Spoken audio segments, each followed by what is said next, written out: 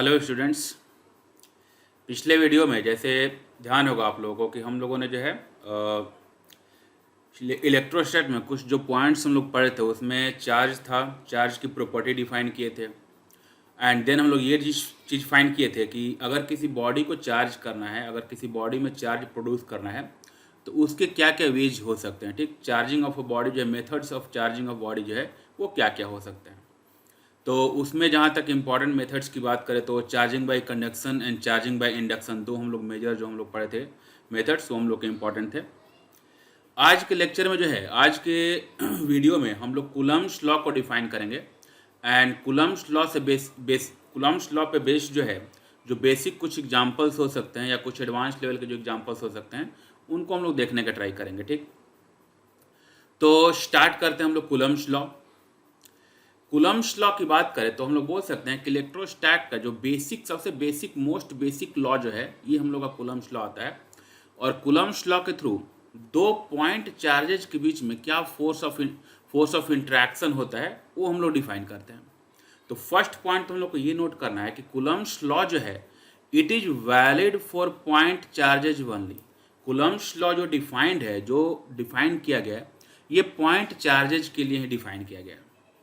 तो सपोज जो है Q1 एंड Q2 दो पॉइंट चार्जेज हैं, Q1 एंड Q2 दो पॉइंट चार्ज हैं and R is the separation between them. तो दो पॉइंट चार्ज Q1 Q2 है, उन दोनों के बीच का जो सेपरेशन है वो R दे रखा है। ठीक, अब कूलम्ब्स लॉ ये बोलता है कि इन दोनों चार्जेज के बीच में जो फोर्स ऑफ अट्रैक्शन या रिपल्सन, जो फोर्स ऑफ इंट्रैक्शन होगा, उसका जो मैग्नीट्यूड है, magnitude of the force will be directly proportional to product of the charges. Means कि if magnitude of the force is F, then it will be directly proportional to product of the charges, means Q1 into Q2, and it is inversely proportional to square of the distance between them. If R is the distance between Q1 and Q2, then F is proportional to 1 by R square। तो ये basic हम लोग का Coulomb's का law defined है कि अगर दो पॉइंट चार्जेज हैं किसी मीडियम में, या एक्चुअली अगर देखें तो वैक्यूम में ये चीज़ डिफाइंड है अभी। तो अगर दो पॉइंट चार्जेज हैं एंड उनके बीच में अगर सेपरेशन R है, तो उन दोनों के बीच में जो मैग्नीट्यूड ऑफ फोर्स होगा that is directly proportional to Q1 and Q2 and it is inversely proportional to square of the separation between them. अब जैसे इन दोनों टर्म्स को अगर मैं कंबाइन करूं तो मैं ये बोल सकता हूं कि magnitude of the force is directly proportional to Q1 Q2 by R square. And proportionality sign की जगह पे इसको एक कांस्टेंट से अगर हम लोग रिप्लेस करें, प्रोपोर्शनलिटी कांस्टेंट का अगर हम लोग यूज करें तो हम लोग ये बोल सकते हैं कि F is equal to K Q1 Q2 by R square, where K is any constant. And in vacuum, vacuum में जो K की वैल्यू डिफाइंड है that is 1/4 pi epsilon naught and its value is 9 into 10 to the power 9 newton metre square per coulomb square. And यहाँ पे जो epsilon naught है it is called permittivity of free space, and इसकी value जो होती है वो 8.85 into 10 to the power -12 coulomb square per newton metre square, ये इसकी वैल्यू है। ठीक, तो इन वैक्यूम जो K की वैल्यू यहाँ पर हम लोग डिफाइन कर रहे हैं 1/4 पाई एप्सिलॉन नॉट डिफाइन कर रहे हैं, एंड इसकी value 9 into 10 to the power 9 newton metre square per coulomb square है। तो ये जो है ये हम लोग का एक बेसिक फार्मूला है, कूलम्ब्स लॉ से एक बेसिक फार्मूला है कि अगर दो पॉइंट चार्जेज हैं, दोनों के बीच में अगर सेपरेशन R है, तो उन दोनों के बीच में जो इलेक्ट्रोस्टैटिक फोर्स होगा, मैग्नीट्यूड ऑफ इलेक्ट्रोस्टैटिक फोर्स होगा that is equal to K Q1 Q2 by R square. अब यहाँ पे एक टर्म जो है, जो एप्सिलॉन की टर्म आ रही है, इसको हम लोग थोड़ा समझने का ट्राई करेंगे। जो परमिटिविटी है, किसी मीडियम का जो परमिटिविटी हम लोग डिफाइन करते हैं, तो परमिटिविटी बेसिकली है क्या।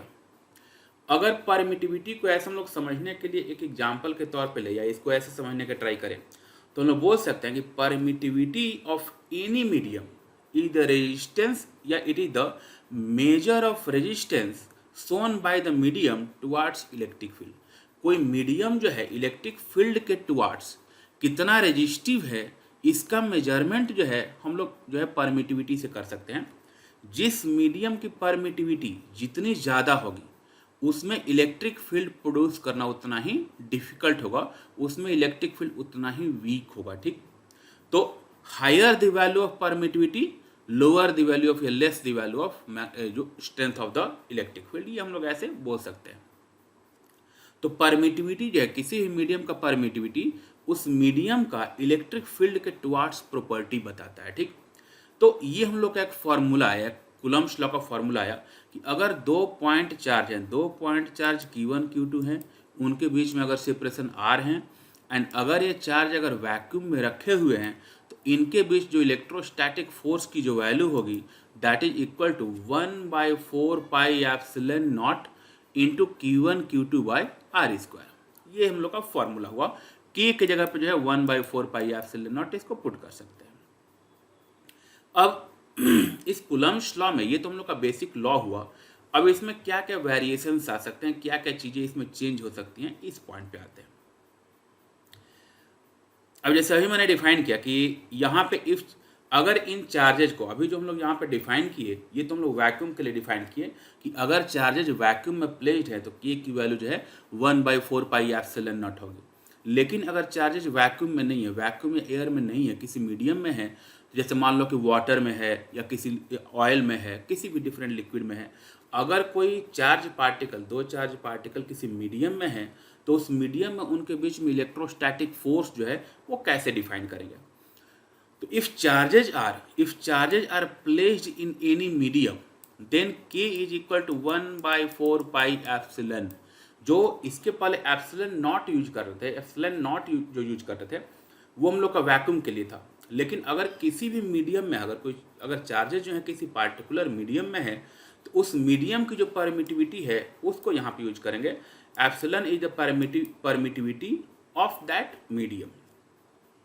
अब जैसे इसी पॉइंट को मैं डिफाइन करने का ट्राई कर रहा था कि जिस मीडियम की परमिटिविटी जितनी ही ज़्यादा होगी, परमिटिविटी की वैल्यू जितनी ही ज़्यादा होगी, K की वैल्यू उतनी ही कम होती जाएगी।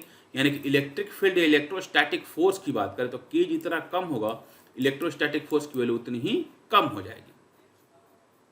तो इसीलिए हम लोग बोल रहे हैं कि परमिटिविटी जो है, किसी भी मीडियम का परमिटिविटी जो है इलेक्ट्रिक फील्ड या इलेक्ट्रोस्टैटिक फोर्स के टुवार्ड्स जो है रेजिस्टेंस है, जितना ज़्यादा परमिटिविटी होगी उतना ही कम उस मीडियम में इलेक्ट्रिक फील्ड जनरेट होगा या इलेक्ट्रोस्टैटिक फोर्स लगेगा। अब जैसे इसमें एक टर्म आता है रिलेटिव परमिटिविटी। रिलेटिव परमिटिविटी जो है ना, ये बेसिकली 2 परमिटिविटी का रेशियो है एंड इसको डिफाइंड किया गया विथ रेस्पेक्ट टू वैक्यूम। यानी कि relative permittivity epsilon R is equal to permittivity of the medium and upon permittivity of the vacuum. किसी भी मीडियम का रिलेटिव परमिटिविटी जो डिफाइंड है that is equal to permittivity of that medium upon permittivity of vacuum. And relative permittivity is also known as dielectric constant. Dielectric constant से भी इसको represent करते हैं, डाइलेक्ट्रिक कांस्टेंट भी इसको बोलते हैं। तो दोनों में से कोई भी अगर टर्म आए तो कंफ्यूज नहीं होना है। Relative permittivity and dielectric constant दोनों सेम चीज़ें हैं। यानी कि इस एक्सप्रेशन से हम लोग ये बोल सकते हैं कि किसी भी मीडियम का जो परमिटिविटी है that is equal to epsilon naught and into relative permittivity. Permittivity of any medium, epsilon of any medium is equal to epsilon R and into epsilon naught. Epsilon R is the relative permittivity। अब जैसे relative permittivity के value की बात करें तो हम लोग बोल सकते हैं कि चूंकि ये वैक्यूम के रेस्पेक्ट में डिफाइंड है, तो वैक्यूम के रेस्पेक्ट में डिफाइंड है, तो अगर मैं पूछूं कि रिलेटिव परमिटिविटी वैक्यूम का क्या होगा या एयर का क्या होगा, तो यहाँ पे भी एप्सिलॉन नॉट हो जाएगा और यहाँ पे भी एप्सिलॉन नॉट हो जाएगा, यानी कि इसकी वैल्यू 1 हो जाएगी, ठीक। तो फॉर वैक्यूम और एयर रिलेटिव परमिटिविटी इज 1। इसके अलावा और भी किसी मीडियम का अगर लेंगे तो वो वैल्यू जो है चेंज होती जाएगी। एक चीज़ और ध्यान रखना कि अगर मैं पूछूं कि कंडक्टर्स का क्या होगा, अगर किसी कंडक्टर की बात करें तो for any conductor relative permittivity is infinite. Conductors के लिए एप्सिलॉन R जो होता है वो इनफाइनाइट होता है और एयर या वैक्यूम के लिए इसकी वैल्यू 1 होती है। ये हम लोग थोड़ा सा वैल्यू याद रखेंगे, आगे कंडक्टर्स की जब प्रॉपर्टी पढ़ेंगे तो वहाँ पे चीज़ें ज़्यादा क्लियर होंगी। लेकिन अभी के लिए हम लोग बोल सकते हैं कि डाइलेक्ट्रिक कांस्टेंट ऑफ एयर या dielectric constant of vacuum is 1 and dielectric constant of any conductor is infinite. Now अब फिर से बैक हम लोग जाते हैं इलेक्ट्रोस्टैटिक फोर्स पे कि अगर किसी मीडियम में दो चार्ज पार्टिकल प्लेस्ड है एंड उनके बीच का अगर सेपरेशन आर दे रखा है तो उनके बीच में इलेक्ट्रोस्टैटिक फोर्स की वैल्यू क्या होगी? तो net electrostatic force acting between the two charge particle is equal to 1/4 pi epsilon Q1 Q2 by R square and epsilon अभी हम लोग डिफाइन किए थे कि epsilon is equal to epsilon naught into epsilon R. इसको हम लोग epsilon naught into epsilon R से रिप्लेस कर दिया, यानी कि हम लोग का फाइनल बेसिक फार्मूला हो गया कि यहाँ पे आ जाएगा कि electrostatic force acting between any two charge particle is equal to 1/4 pi epsilon R epsilon naught into Q1 Q2 by R square and epsilon R lie between 1 to infinity. Air के लिए जैसे मैंने अभी बताया था कि एयर के लिए एप्सिलॉन आर की वैल्यू 1 होती है एंड फॉर कंडक्टर्स इसकी वैल्यू इनफाइनाइट होती है। ठीक, तो ये जो है ये हम लोग का फाइनल फार्मूला है। हाँ, लेकिन ये चीज़ ध्यान रखना होगा कि ये जो हम लोग फार्मूला डिफाइन कर रहे हैं किसी मीडियम में जो फार्मूला डिफाइन कर रहे हैं it is the net electrostatic force acting between the two charge particle when the two charge particle is placed in any medium. ठीक, तो अगर दो चार्ज पार्टिकल किसी मीडियम में रखे हुए हैं जिसके बीच में उन चार्ज पार्टिकल के बीच में अगर सेपरेशन आर है तो उस केस में उस मीडियम में उन दोनों चार्ज पार्टिकल के बीच में जो नेट इलेक्ट्रोस्टैटिक फोर्स लगेगा that is equal to 1/4 pi epsilon into Q1 Q2 by R square where epsilon is the permittivity of that medium. तो ये बात समझ में आई होगा कि कूलम्ब्स लॉ जो है पहला तो पॉइंट ये डिफाइन करना है कि कूलम्ब्स लॉ जो है पॉइंट चार्जेज के लिए ही वैलिड है। ठीक, एंड अगर किसी मीडियम में रखते हैं, किसी मीडियम में दोनों चार्ज पार्टिकल को रखते हैं तो उनके बीच में जो नेट इलेक्ट्रोस्टैटिक फोर्स है वो मीडियम पे डिपेंड कर जाता है। ठीक, तो net electrostatic force depends upon the medium. Now Coulomb's law जो है, कूलम्ब्स लॉ के लिए या कोलंबियन फोर्स की जहाँ तक बात करें तो कोलंबियन फोर्स या इलेक्ट्रोस्टैटिक फोर्स जो है उसके कुछ बेसिक पॉइंट्स हैं उनको डिफाइन करने का ट्राई करेंगे। फर्स्ट पॉइंट तो ये है कि इलेक्ट्रोस्टैटिक फोर्स और Coulombian force is a long range force. Long range force किसको बोलते हैं? इट एक्ट्स टिल इन्फिनिटी, वैसा फोर्स जो इन्फिनिटी तक लगे, अनंत तक लगे, that force is called long range force. Long range क्यों हो गया ये? क्योंकि जैसे एक्सप्रेशन में देख सकते हो कि यहाँ पे आर स्क्वायर नीचे आ रहा है, जैसे जैसे आर की वैल्यू बढ़ेगी वैसे वैसे इलेक्ट्रोस्टैटिक फोर्स की वैल्यू घटते जाएगी। आर जब टेंडिंग टू इन्फिनिटी हो जाएगा तो इलेक्ट्रोस्टैटिक फोर्स जो है टेंडिंग टू जीरो हो जाएगा, यानी कि इनफाइनाइट डिस्टेंस जाने के बाद तब हम लोग बोल सकते हैं कि इलेक्ट्रोस्टैटिक फोर्स जो है जीरो हो जाएगा।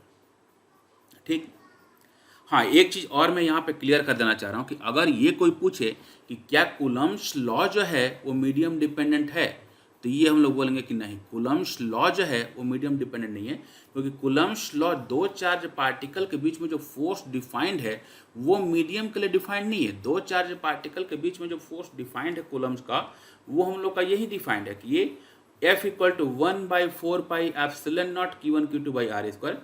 मीडियम के आने से क्या हुआ कि मीडियम के आने से उनके बीच में जो नेट इलेक्ट्रोस्टैटिक फोर्स है वो चेंज हो गया। ठीक, तो कूलम्ब्स लॉ जो है दो चार्ज पार्टिकल के बीच में जो फोर्स लगता है वो जो है according to Coulomb's law it is independent of medium.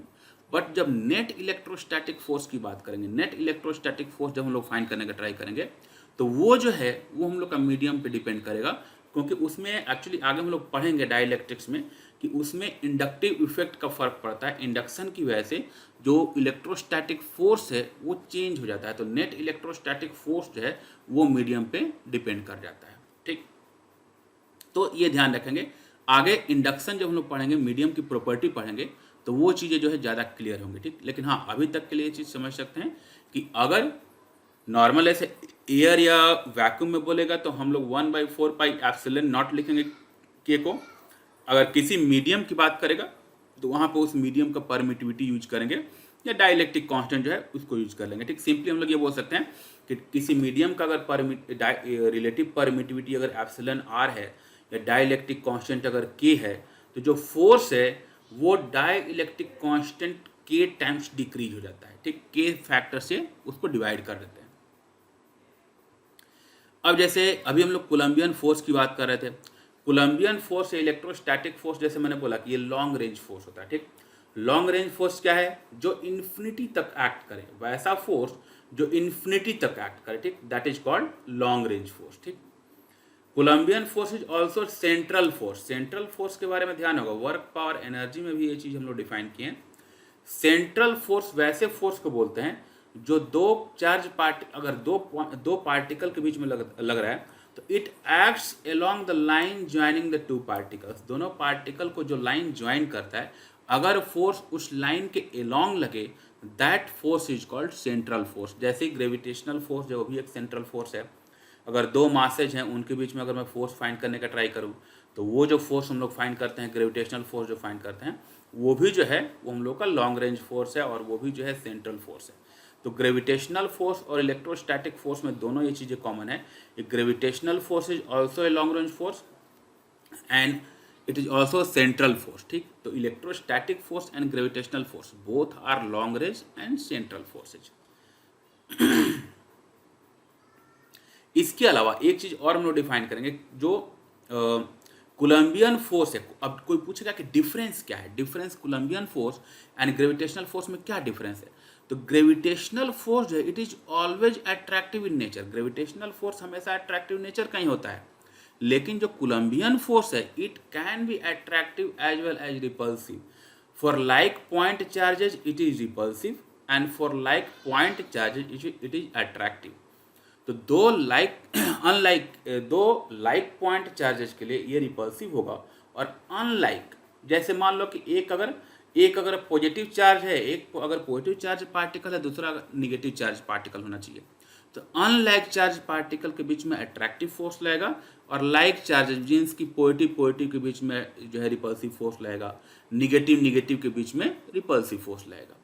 तो लाइक चार्जेस के बीच में repulsive force and unlike charges के बीच में अट्रैक्टिव फोर्स, ठीक। हाँ, ये चीज भी ध्यान रखें कि यहाँ पे मैं पॉइंट चार्ज की बात कर रहा हूँ, ठीक। पॉइंट चार्ज क्यों डिफाइन कर रहे हैं? अभी जैसे ध्यान होगा, इसमें हम लोग चार्जिंग ऑफ ए बॉडी में जो हम लोग बात किए थे, तो जब हम लोग चार्जिंग बाय इंडक्शन की बात किए थे, तो वहाँ पे हम लोग डिस्कस किए थे कि अगर एक चार्ज बॉडी है तो वो किसी न्यूट्रल बॉडी को अट्रैक्ट कर सकता है, लेकिन यही सेम चीज़ मैं किसी पार्टिकल के लिए नहीं बोल सकता हूँ। अगर कोई चार्ज पार्टिकल है तो किसी दूसरे न्यूट्रल पार्टिकल को अट्रैक्ट नहीं कर सकता, क्योंकि पार्टिकल्स में इंडक्शन का इफेक्ट हम लोग काउंट नहीं करते, इंडक्शन नहीं होता है। तो यहाँ पे क्या है कि ये बॉडीज नहीं है, ये हम लोग पॉइंट चार्जेज की बात कर रहे हैं। तो अगर सेम टाइप का चार्ज है, सेम टाइप के पॉइंट चार्ज हैं, तो उनके बीच में हमेशा रिपल्सिव फोर्स लगेगा। अगर डिफरेंट टाइप के अपोजिट चार्जेज हैं, पॉइंट चार्ज हैं, तो उनके बीच में हमेशा अट्रैक्टिव फोर्स लगेगा। लेकिन अगर बॉडीज की बात करेंगे तो वहाँ पे केस डिफरेंट हो सकता है, ड्यू टू इंडक्टिव इफेक्ट वहाँ पे केसेज चेंज हो सकते हैं, ठीक। तो यहाँ पे ध्यान रहे कि हम लोग बॉडीज की बात नहीं कर रहे हैं, यहाँ पे हम लोग जो है पॉइंट चार्जेज की बात कर रहे हैं। ठीक है, तो ये एक पॉइंट ही हुआ। नेक्स्ट पॉइंट हम लोग कोलंबियन फोर्स के बारे में ये बोल सकते हैं कि Coulombian force is conservative in nature. इसके बारे में वर्क पावर एनर्जी में डिस्कशन हो चुका है कि कंजर्वेटिव फोर्स किसको बोलते हैं। कंजर्वेटिव फोर्स वैसे फोर्सेज को डिफाइन करते हैं जिन फोर्सेज का work done over a close loop क्या हो, जीरो हो जाए। वैसे फोर्सेज जिनका वर्क डन एक पूरे क्लोज लूप में जीरो हो जाए, those forces are called conservative in nature, ठीक। या ये बोल सकते हैं कि जिनका वर्क डन जो है पाथ डिपेंडेंट ना हो, वैसे फोर्सेज जिनका work done independent of path हो, those forces are called conservative. तो Coulombian force and gravitational force both are conservative in nature. एक पॉइंट और है कि कूलम्ब्स लॉ जो है, Coulomb's law can be applicable only up to 1 fermi separation 10 to the power -15 metre. 1 fermi is 10 to the power -15 metre. कहने का मतलब ये है कि कोलंबियन जो हम लोग कूलम्ब्स लॉ जो अप्लाई कर रहे हैं, 1 फर्मी से लेस सेपरेशन के लिए अप्लाई नहीं कर सकते हैं। जब तक दो चार्ज पार्टिकल के बीच में सेपरेशन 1 फर्मी या उससे ज़्यादा है, तभी तक कूलम्ब्स लॉ अप्लाई कर सकते हैं। अब कूलम्ब्स लॉ कहाँ पे एप्लीकेबल नहीं हो पाएगा? जैसे न्यूक्लियस की बात करें, किसी न्यूक्लियस के अंदर अगर दो प्रोटॉन्स हैं तो दो प्रोटॉन्स के बीच में हम लोग कूलम्ब्स लॉ अप्लाई नहीं कर सकते, क्योंकि वहाँ पर जो सेपरेशन होता है वो 1 फर्मी से लेस होता है, ठीक। तो वैसे सेपरेशन के लिए कूलम्ब्स लॉ एप्लीकेबल नहीं है। 1 फर्मी तक इसको अप्लाई कर सकते हैं, अप टू 1 फर्मी इसको अप्लाई कर सकते हैं। 1 फर्मी से लेस सेपरेशन पे एप्लीकेबल नहीं होगा। तो ये कुछ बेसिक पॉइंट हुए हम लोग के कूलम्ब्स लॉ, कोलम्बियन फोर्स का, या कूलम्ब्स लॉ कहाँ पे एप्लीकेबल है उसके बारे में। अब जो है एकदम इसको समझने के लिए, कूलम्ब्स लॉ को समझने के लिए एकदम एक बेसिक एग्जांपल लेके इसको समझने का ट्राई करते हैं। जैसे क्वेश्चन ये बोल रहा है कि एक कैपिटल क्यू नॉट जो है एक पॉइंट चार्ज है, ठीक, और इसको जो है 2 पार्ट में डिवाइड किया, इक्वल पोर्शन नहीं है, दो सेगमेंट में इसको डिवाइड किया। कैपिटल क्यू चार्ज को 2 पार्ट में डिवाइड किया, और Q1 एंड Q2 मान लो कि दो चार्जेज हैं, और इनको R सेपरेशन पे प्लेस कर दिया, ठीक। तो एक सिंगल चार्ज था Q0, उसको 2 पार्ट में डिवाइड किए, एक पार्ट पे चार्ज मान लिया Q1, दूसरे पे मान लिया Q2, ठीक, एंड उनके बीच में सेपरेशन R कर दिया। यानी कि हम लोग बोल सकते हैं Q1 प्लस Q2 जो है ये मिलकर Q0 हो जाएगा, एंड ये कांस्टेंट है, ये चार्ज चेंज नहीं हो रहा है। बोला है कि find the maximum force acting between Q1 and Q2, या फाइंड द कंडीशन, इसको ये भी बोल सकते हैं कि find the condition for which the electrostatic force acting between Q1 and Q2 will be maximum. किस कंडीशन में इन दोनों पार्ट्स के बीच में जो फोर्स होगा वो मैक्सिमम लाएगा, ठीक। तो अब इसको कैसे सॉल्व करेंगे? तो मान लो कि इसको सॉल्व करना है, तो सपोज मैंने फोर्स लिखा, तो फोर्स क्या होगा, K Q1 Q2 by R square. अब देखो यहाँ पे क्या कि K तो कांस्टेंट है, इनके बीच में जो सेपरेशन दे रखा है वो भी फिक्स किया हुआ है, तो K और आर स्क्वायर ये तो चेंज हो नहीं सकता। अब जैसे Q1 Q2 जो है ये हम लोग अभी डिफाइन किए कि Q1 प्लस Q2 मिला के Q0 है, तो क्या मैं ये बोल सकता हूँ कि Q2 equal to Q0 minus Q1, या Q1 equal to Q0 minus Q2, दोनों में से कुछ भी लिख सकते हैं। तो Q2 जो है उसको Q1 के टर्म में कन्वर्ट कर दिया, यानी किया गया K Q1 into Q0 minus Q1 by R square. तो ये हम लोग का एक्सप्रेशन फोर्स का आया। अब देखो K कांस्टेंट है, Q0 कांस्टेंट है, आर स्क्वायर कांस्टेंट है, इस फोर्स को मैक्सिमाइज करना है, तो ये फोर्स एक्चुअली डिपेंड किस पे करेगा, Q1 पे। Q1 ही तो यहाँ पे वेरी कर सकता है, तो Q1 पे डिपेंड कर रहा है। एंड इस F को मैक्सिमम होने के लिए हम लोग बोल सकते हैं कि ये अगर K और आर स्क्वायर अगर कांस्टेंट है, तो ये जो ऊपर की टर्म है इसी को मुझे मैक्सिमाइज करना पड़ेगा, ये जो ऊपर की टर्म है इसको मैक्सिमाइज करना पड़ेगा, ठीक। तो अब जैसे मान लेते हैं कि ये पूरा एक्सप्रेशन जो है Q1 into Q0 minus Q1, इस एक्सप्रेशन को केवल मुझे लेके चलना है, ये तो कांस्टेंट ही है और ये कांस्टेंट ही है, तो F को मैक्सिमम करने का मतलब इस एक्सप्रेशन को कांस्टेंट मैक्सिमाइज करना, Q1 into Q0 minus Q1 को मैक्सिमम करना, ठीक। तो इसको मैक्सिमम करने के लिए मान लिया कि ये y है, तो y जो है it is Q1 into Q0 minus Q1, multiply किया तो ये टर्म आया। अब मैं बोल सकता हूँ कि y जो है Q1 पे डिपेंडेंट हो गया। एंड अब जैसे ध्यान होगा मैक्सिमम मिनिमा का कॉन्सेप्ट, कि अगर y जो है, if y is a function of x, and हम लोगों को जो है y को मैक्सिमाइज करना है, तो क्या करते हैं, dy by D x zero करते हैं। तो यहाँ पे क्या है कि y जो है ये फंक्शन ऑफ Q1 है और मुझे इसको मैक्सिमाइज करना है, तो क्या करेंगे, dy बाई डी Q1 जो है इसको जीरो कर देंगे, इसको with respect to Q1 differentiate करके जीरो कर देंगे। y अगर x का फंक्शन है और उसको मैक्सिमाइज करना होता है तो dy by D x zero करते हैं। y अगर t का फंक्शन है उसको मैक्सिमाइज करना है तो dy बाई डी टी को जीरो करते हैं। तो अगर y Q1 का फंक्शन है उसको मैक्सिमाइज करना है तो इसको हम लोग क्या करेंगे, dy बाई डी Q1 जो है उसको जीरो कर देंगे। तो dy बाई डी Q1 जो है इसको जीरो कर दिया। एंड अब जो है इसको जीरो करके Q1 की वैल्यू कितनी आ गई, Q0 बाई 2। अब मुझे ये भी देखना है कि मैक्सिमा के लिए कि मिनिमा के लिए डबल डेरिवेटिव कर लो। डबल डेरिवेटिव करेंगे तो डबल डेरिवेटिव में क्या है, डबल डेरिवेटिव में करेंगे तो इसको फिर से एक बार डिफ्रेंशिएट करेंगे तो ये टर्म जीरो हो जाएगी और ये आ जाएगा -2 विच इज निगेटिव। तो ये चीज़ हम लोग जानते हैं मैक्सिमम मिनिमा कि अगर जिस पॉइंट पे dy by D x zero हो एंड डबल डेरिवेटिव निगेटिव हो, that point is point of maxima, जानते हैं हम लोग।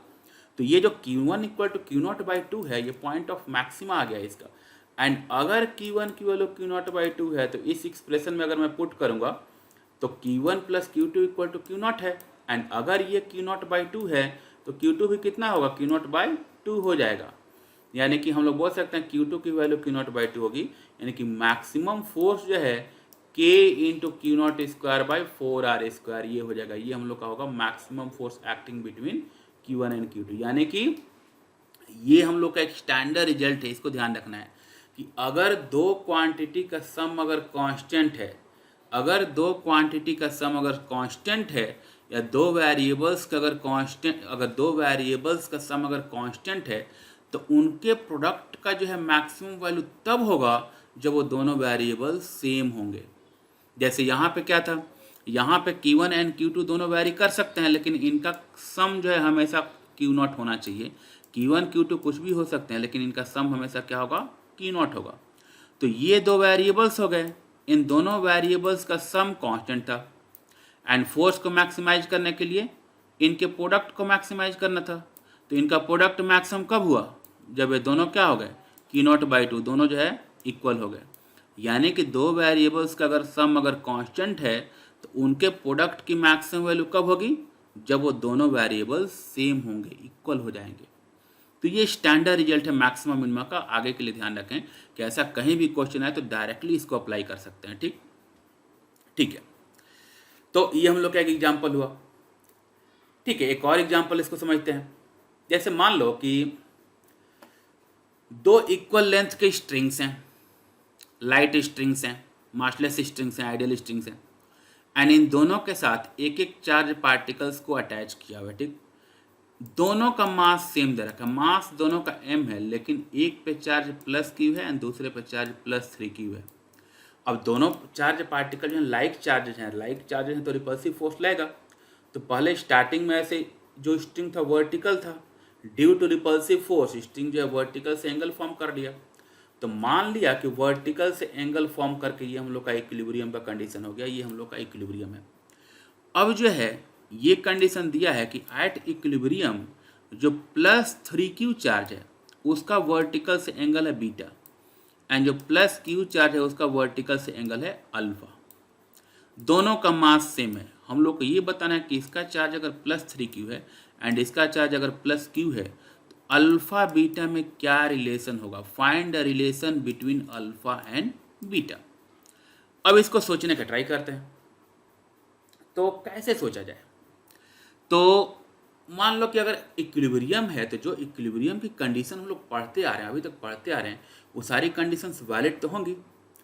तो हम लोग न्यूटन्स लॉ में इक्विलिब्रियम की कंडीशन क्या पढ़े थे कि अगर कोई सिस्टम या कोई पार्टिकल अगर इक्विलिब्रियम में है, तो net force acting on that particle will be 0, and अगर रोटेशनल इक्विलिब्रियम में है तो टॉर्क भी 0 होगा। तो अब दोनों की कंडीशन देखते हैं, दोनों पार्टिकल की कंडीशन देखते हैं। तो इन दोनों पार्टिकल का मास सेम है, तो दोनों पे mg फोर्स डाउनवर्ड लग रहा होगा। ठीक, इलेक्ट्रोस्टैटिक फोर्स की बात करें तो क्या इलेक्ट्रोस्टैटिक फोर्स जो है, जिस पार्टिकल का चार्ज ज़्यादा होगा उस पर क्या ज़्यादा लगेगा क्या, ऐसा नहीं है। इलेक्ट्रोस्टैटिक फोर्स वाले फॉर्मूले में हम लोग क्या पढ़े थे कि ये जो फोर्स है दोनों पे सेम लगेगा, इक्वल एंड अपोजिट फोर्स लगेगा, एंड वो फोर्स होगा कितना, K/Q1Q2/r²। अब Q1 Q2 को इंटरचेंज भी कर रहे तो कोई फर्क नहीं पड़ेगा, यानी कि दोनों पे इलेक्ट्रोस्टैटिक फोर्स तो सेम ही लगेगा। ये हम लोग पहले से भी जानते हैं कि एक्शन रिएक्शन पेयर के हिसाब से भी अगर देखा जाए, तो अगर एक का एक्शन अगर F होता है तो दूसरे का रिएक्शन भी मैग्नीट्यूड में सेम होगा, equal magnitude and opposite direction. तो दोनों पे इलेक्ट्रोस्टैटिक फोर्स है, इस पे भी इलेक्ट्रोस्टैटिक फोर्स F लग गया और इस पे भी इलेक्ट्रोस्टैटिक फोर्स F लग गया। तो दोनों पे इलेक्ट्रोस्टैटिक फोर्स की वैल्यू जो है सेम लग गई। तो अब फोर्स की कंडीशन देखो, एंड टेंशन अगर देखा जाए तो ये दोनों फोर्स सेम है, एंड इसको इक्विलिब्रियम में रखना है तो ये टेंशन T मान लिया। इसमें भी ये दोनों फोर्स सेम है और इसमें भी फिर T मानना पड़ेगा। यानी कि फोर्स के हिसाब से इन दोनों पार्टिकल्स की अगर सिचुएशन देखें एग्जैक्टली सेम है, आइडेंटिकल कंडीशन है। अगर दोनों की एकदम आइडेंटिकल कंडीशन है तो ऐसा कोई रीजन नहीं बनता कि दोनों का एंगल वर्टिकल से डिफरेंट हो जाए। मीन्स कि क्या, यहाँ पे जो एंगल फॉर्म होगा दोनों से वो क्या होगा, दोनों से सेम होगा, अल्फा बीटा दोनों की वैल्यू सेम होगी, तो वर्टिकल से दोनों का एंगल सेम होगा। तो C is the correct answer. ठीक, तो ये हम लोग का जो है alpha will be equal to beta. तो ये क्वेश्चन होपफुली समझ में आया होगा कि चूंकि दोनों की कंडीशन सेम थी।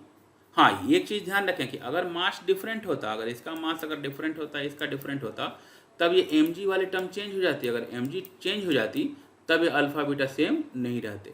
मास जिसका ज़्यादा रहेगा उसका एंगल कम हो जाएगा, क्योंकि mg जो है mg का टॉर्क इसको इधर वर्टिकल के डायरेक्शन में लाने का ट्राई करेगा, इसको इधर घुमाने का ट्राई करेगा तो एंगल जो है कम हो जाएगा। mg जो है एंगल घटाने का ट्राई कर रहा है, इलेक्ट्रोस्टैटिक फोर्स एंगल बढ़ाने का ट्राई कर रहा है, तो mg जिसका ज़्यादा होगा उसका एंगल जो है कम हो जाएगा। ठीक, तो मास अगर डिफरेंट होता तब डिफरेंट हो जाता है क्वेश्चन। ठीक है, ठीक है, आगे बढ़ते हैं हम लोग।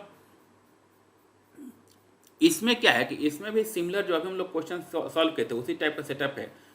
अब चेंज बस ये किया कि यहाँ पे दो आइडेंटिकल पार्टिकल हैं, दोनों का मास सेम है, दोनों पे चार्ज भी सेम है, चार्ज दोनों का प्लस क्यू दे रखा है। ठीक, एंड इन दोनों पार्टिकल को एक इक्वल लेंथ के स्ट्रिंग से हैंग किया हुआ। ठीक, तो अभी हम लोग प्रूफ किए थे कि दोनों एंगल सेम होगा, तो इक्विलिब्रियम में दोनों एंगल थीटा फॉर्म कर रहे हैं। ठीक, तो ये जो है पूरा सेटअप हम लोग का अभी एयर में रखा हुआ है। एयर में ये वर्टिकल से दोनों स्ट्रिंग जो है इक्विलिब्रियम में, एयर में वर्टिकल से दोनों स्ट्रिंग का एंगल थीटा है। अब क्वेश्चन ये बोल रहा है कि if the whole setup is dipped into a liquid of dielectric constant K, the theta remains same। अब बोल रहा है कि ये जो सेटअप हम लोग एयर में जो डिफाइन किए हैं कि इन दोनों आइडेंटिकल पार्टिकल हैं, ये दोनों का एंगल सेम है, ये पूरा एयर का सेटअप हम लोग का इक्विलिब्रियम में है। अगर इस पूरे सेटअप को किसी लिक्विड में इमर्ज कर देते हैं, किसी लिक्विड में डिप कर देते हैं जिस लिक्विड का डाइलेक्ट्रिक कांस्टेंट K है, तो बोल रहा है कि इस थीटा पर कोई फर्क नहीं पड़ रहा है, ये थीटा सेम रह जा रहा है। तो हम लोग को फाइंड करना, find the dielectric constant of the liquid. उस लिक्विड का डाइलेक्ट्रिक कांस्टेंट क्या रहा होगा, एंड इसके लिए कुछ इन्फॉर्मेशन भी दी हुई है हम लोग को।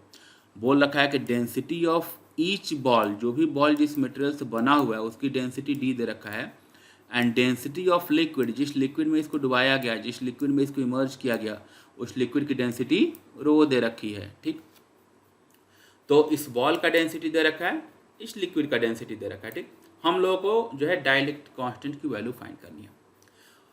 अब देखो इस क्वेश्चन को ट्राई कैसे किया जाए, कैसे अप्रोच किया जाए। क्वेश्चन को हम लोग को ये भी समझना होता है कि किसी क्वेश्चन को कैसे अप्रोच करना है, उसका मेथड समझना होता है। एंड उसका तरीका यह है कि क्वेश्चन में जो इन्फॉर्मेशन दिए रहते हैं वहीं से हम लोग को ये आइडिया लगता है कि वो क्वेश्चन कैसे सॉल्व होगा। तो यहाँ पे अगर इन्फॉर्मेशन की बात करें तो हम लोग बोल सकते हैं कि पूरे क्वेश्चन में अगर सबसे इम्पॉर्टेंट अगर पॉइंट की बात करें तो एक इन्फॉर्मेशन दिया है कि थीटा में कोई चेंज नहीं हो रहा है। जो वर्टिकल से एंगल थीटा फॉर्म हो रहा है, इस थीटा में चेंज नहीं हो रहा है, और ये पूरा का पूरा सेटअप जो है एयर में भी इक्विलिब्रियम में है और लिक्विड में भी इक्विलिब्रियम में है। तो इक्विलिब्रियम टर्म जहाँ भी आए तो सबसे पहले तो ये है कि हम लोग फोर्स बैलेंस करा सकते हैं। तो फोर्स बैलेंस करा के हम लोग सिंपल सा है कि जो हम लोग को थीटा में रिलेशन दिया है, यहाँ से हम लोग के पास एक बेसिक आइडिया लग रहा है कि अगर दोनों सेटअप में, एयर का सेटअप और लिक्विड के अंदर का सेटअप, अगर दोनों केसेज को अगर किसी तरह मैं थीटा फाइंड करूँ एंड उन थीटा को इक्वेट कर दूँ तो शायद कोई रिलेशन आ जाए। तो यहाँ से क्वेश्चन से ही हम लोग को आइडिया लग रहा है कि कैसे इसको अप्रोच करना है। थीटा की वैल्यू फाइंड करनी है दोनों से और दोनों को इक्वेट कर देना है। तो पहले फर्स्ट एयर में जो केस है उसको फाइंड करते हैं। तो एयर में अगर देखा जाए तो मान लो कि अगर इस पार्टिकल की बात करें तो इस पे mg डाउनवर्ड लग रहा है, इलेक्ट्रोस्टैटिक फोर्स लग रहा है और टेंशन T लग रहा है। सेम कंडीशन इसकी भी है। अब इसको हम लोग बैलेंस कराते हैं, फोर्स बैलेंसिंग कराते हैं। तो टेंशन T को रिजॉल्व करते हैं, वर्टिकल से एंगल थीटा है तो इधर इसको रिजॉल्व करेंगे, T cos थीटा होगा, ये T sin थीटा होगा। तो एयर वाले सेटअप में जाएंगे तो T sin theta will be equal to electrostatic force and T cos theta will be equal to mg। एक इक्वेशन तो आएगी। तो in air at equilibrium force balance कराते हैं तो T sin theta equal to Fe, T sin theta is equal to Fe and T cos theta is equal to mg। तो T sin theta Fe and T cos theta is mg। इन दोनों equations को अगर मैं divide कर दूँ, sine by cos को divide करो तो tan थीटा आएगा, T कैंसिल हो जाएगा, tan theta is equal to Fe by mg होगा ना। तो फर्स्ट जो एयर का सेटअप है वहाँ से tan थीटा मैंने फाइंड किया और ये Fe बाई mg आ गया। अब यही सेम कैलकुलेशन हम लोग लिक्विड में करेंगे। लिक्विड में भी इस थीटा की वैल्यू सेम है, लेकिन लिक्विड में एक कंडीशन चेंज हो गई। लिक्विड में जैसे ही ये गया एक बायंट फोर्स आ गया, फोर्स ऑफ बायंसी इसमें आ गया ऊपर की तरफ। तो अब क्या होगा कि ये T sin थीटा और ये तो सेम हो जाएगा। तो ये हॉरिजॉन्टल वाला तो कंडीशन सेम है कि T डैश, अब ये पॉइंट ये भी है कि यहाँ पे फोर्सेज की कंडीशन चेंज हुई तो टेंशन भी हम लोग को डिफरेंट मान लेना चाहिए। पॉइंट ये है कि कंडीशन अगर थोड़ा भी चेंज होता है तो हम लोग ये नहीं जानते हैं कि टेंशन पहले जितना ही है कि डिफरेंट है, तो डिफरेंट मानना पड़ेगा। तो मान लिया कि इस कंडीशन में जो टेंशन है वो टी डैश है, तो अगर ये टेंशन टी डैश है तो इसका जो है वर्टिकल कंपोनेंट आएगा T dash cos theta, horizontal आएगा T dash sine theta. And जो इलेक्ट्रोस्टैटिक फोर्स है वो भी चेंज होगा। इलेक्ट्रोस्टैटिक फोर्स इसलिए चेंज होगा कि थीटा तो सेम रह गया, सेपरेशन सेम रह गया, लेकिन ये मीडियम जो है, मीडियम की वजह से क्या हुआ, डाइलेक्ट्रिक कांस्टेंट आ गया है। अभी हम लोग पढ़े थे जो नेट इलेक्ट्रोस्टैटिक फोर्स होता है मीडियम पे डिपेंडेंट होता है। मीडियम का अगर डाइलेक्ट्रिक कांस्टेंट अगर के है तो के से डिवाइड हो जाता है, फोर्स जो है के से डिवाइड हो जाता है। तो यहाँ पे इक्वेशन लिखेंगे तो T dash sine theta equal to F E and T dash cos theta is equal to M G minus buoyant force. T dash cos theta is equal to M G minus buoyant force. Buoyant force को इसमें से घटा देना होगा, या ये भी बोल सकते हैं कि T dash cos theta plus B equal to M G. तो ये दूसरी इक्वेशन आएगी। फिर यहाँ से डिवाइड करके tan थीटा फाइंड करेंगे तो ये आ गया। अब देखो इक्वेशन 1 में भी tan थीटा फाइंड किए हैं, यहाँ पे इक्वेशन 2 से भी tan थीटा फाइंड किए हैं। एंड मैं जैसे पहले ही बोला था कि थीटा इसमें सेम है तो थीटा को इक्वेट कर सकते हैं। तो ये टर्म और ये टर्म हम लोग चाहे तो इक्वेट कर सकते हैं। तो अब फ्रॉम इक्वेशन 1 एंड 2 इन दोनों को इक्वेट किया। इक्वेट करके अब देखो यहाँ से इस एफ ई को एफ ई डैश से डिवाइड किया और एम जी को इधर ले गए। ठीक, अब अभी जैसे हम लोग डिफाइन किए थे कि अगर किसी सेटअप को या दो चार्ज पार्टिकल को किसी मीडियम के अंदर ले जाएंगे तो उनके बीच जो इलेक्ट्रोस्टैटिक फोर्स होगा, नेट इलेक्ट्रोस्टैटिक फोर्स जो होगा, के टाइम्स डिक्रीज कर जाता है, डाइलेक्ट्रिक कांस्टेंट टाइम्स डिक्रीज कर जाता है। यानी कि F E upon F E dash के हो जाएगा। यहाँ पे देख भी सकते हैं एफ ई की वैल्यू क्या होगी, 1/4 pi epsilon naught Q square by R square. F E dash की वैल्यू क्या होगी, 1/4 पाई एप्सिलॉन नॉट इंटू के, जो एप्सिलॉन आर डिफाइन किए थे, रिलेटिव परमिटिविटी जो डिफाइन किए थे, उसी को तो बोले थे हम लोग डाइलेक्ट्रिक कांस्टेंट। तो ये जो डाइलेक्ट्रिक कांस्टेंट के है यहाँ पे आ गया, जो हम लोग का पहले एक्सप्रेशन में आया था जी। एक बार फिर से चलो देख लेते हैं, यहाँ पे हम लोग फाइंड किए थे, भूल गए शायद। देखो यहाँ पे अभी हम लोग कूलम्ब्स लॉ में अभी डिफाइन किए थे, कूलम्ब्स लॉ के बाद, कि अगर मीडियम में चार्ज पार्टिकल को रखते हैं तो जो फोर्स होता है उसमें नीचे एप्सिलॉन की टर्म आती है, एप्सिलॉन आर नीचे आ जाता है, एप्सिलॉन जो है epsilon R into epsilon naught हो जाता है। ये डाइलेक्ट्रिक कांस्टेंट हम लोग डिफाइन किए थे, तो इसका यूज वहाँ पे आ गया फिर से। तो ये जो है यहाँ पे जो है एफ ई डैश की वैल्यू आ गई 1/4 pi epsilon naught into K Q square by R square. अब इसमें से इसको डिवाइड करोगे तो के की टर्म ऊपर जाएगी तो के बचा। एंड अब जो एम जी है, मास जो है, मास को चूंकि डेंसिटी दे रखा था, यहाँ पे बॉल्स का डेंसिटी दे रखा है, बॉल का, लिक्विड का डेंसिटी दे रखा है, तो एम जी को क्या रखेंगे, mass equal to density into volume. तो density into volume into G, ये भी हो गया density into volume into G. And जो बाइंड फोर्स होता है, it is the weight of the liquid displaced. Weight of the liquid displace क्या होगा, mass of the liquid displace into G. Mass of the liquid displace क्या होगा, density of the liquid into volume. तो जो buoyant force है इसको लिखेंगे density of liquid into volume into G. And अब यहाँ पे वॉल्यूम एंड जी कॉमन है, कैंसिल हो जाएगा, क्या बचेगा, D upon D minus rho. तो के की जो वैल्यू है कितनी आ गई, D upon D minus rho. ये हुआ उसका डाइलेक्ट्रिक कांस्टेंट। तो ये समझ में आया होगा क्वेश्चन, कि अगर देखो इस क्वेश्चन में दो तीन चीज़ें हम लोग सीखे। एक तो मीडियम का नेट इलेक्ट्रोस्टैटिक फोर्स पे इफेक्ट क्या होगा, ये सीख गए। दूसरा हम लोग ये भी सीखने का ट्राई किए कि अगर कोई पार्टिकुलर क्वेश्चन दिया हुआ है तो उसको अप्रोच कैसे करना है। क्वेश्चन पढ़ के ही उससे हम लोग को आइडिया लगाना होता है कि कैसे इसको ट्राई किया जाए। क्वेश्चन में जो भी गिवन इन्फॉर्मेशन है उसी को कनेक्ट करना होता है, गिवन इन्फॉर्मेशन को यूज करके हम लोग को क्वेश्चन फाइंड करना होता है। तो हमेशा हम लोग को ये ध्यान रखना है, क्वेश्चन का सोल्यूशन इंपॉर्टेंट नहीं है, क्वेश्चन को अप्रोच कैसे करें, क्वेश्चन के बारे में सोचे कैसे, कैसे उसको प्रोसीड किया जाए, प्रोसीजर ज़्यादा इंपॉर्टेंट है। तो कैसे प्रोसीड करें ये शायद क्लियर हुआ होगा। तो हमेशा जब भी क्वेश्चन ट्राई करना, चाहे किसी भी सब्जेक्ट की बात करें, चाहे फिजिक्स हो, केमिस्ट्री हो, मैथ हो, किसी भी सब्जेक्ट की बात करें, जब भी किसी क्वेश्चन को ट्राई करना तो पहले ये देखना होता है कि क्वेश्चन में क्या गिवन इन्फॉर्मेशन है, उस गिवन इन्फॉर्मेशन से क्या हम लोग एक्स्ट्रा चीज़ें निकाल सकते हैं, उससे रिलेटेड क्या क्या फॉर्मूले हम लोग को पता है, क्या क्या कॉन्सेप्ट पता है। तो कई बार क्या होता है, कुछ कुछ चीज़ें हम लोग लिखते जाते हैं, फिर वहाँ से हम लोग का दिमाग स्ट्राइक करता है कि अच्छा ऐसे कर देंगे तो शायद कुछ हो जाएगा। तो ऐसे करके क्वेश्चन को ट्राई करने का प्रैक्टिस करना होता है, एक दिन का काम नहीं है ये। बार बार प्रैक्टिस करोगे, प्रैक्टिस करते करते चीज़ें डेवलप होती हैं, एंड तब ये चीज़ ऑटोमेटिक ऐसा हो जाता है कि क्वेश्चन पढ़ते ही चीज़ें दिमाग में आ जाती हैं। तो ये सब चीज़ों का प्रैक्टिस करना है, मेन हम लोग का थीम ये है। तो होपफुली इस वीडियो से जो है, जो बेसिक हम लोग का कूलम्ब्स लॉ का बेसिक, जो हम लोग का कूलम्ब्स लॉ जो बेसिक पॉइंट्स हैं वो क्लियर हुए होंगे। कूलम्ब्स लॉ का क्या क्या रिस्ट्रिक्शंस हैं वो क्लियर हुआ होगा, और इससे रिलेटेड क्वेश्चन जो हैं कैसे ट्राई किया जाए ये शायद क्लियर हुआ होगा। तो ठीक है, आज की वीडियो में हम लोग इतना ही करेंगे। अगले वीडियो में कुछ और अच्छे क्वेश्चंस लेके मैं आऊँगा, जो कि थोड़े से अच्छे एडवांस लेवल के होंगे, उनको ट्राई करने का कोशिश करना होगा हम लोग को। तो होपफुली आप लोग ये वीडियो एंजॉय किए होंगे, प्रैक्टिस कीजिए, अगले में और अच्छे क्वेश्चंस लेके मैं आऊँगा। Thank you.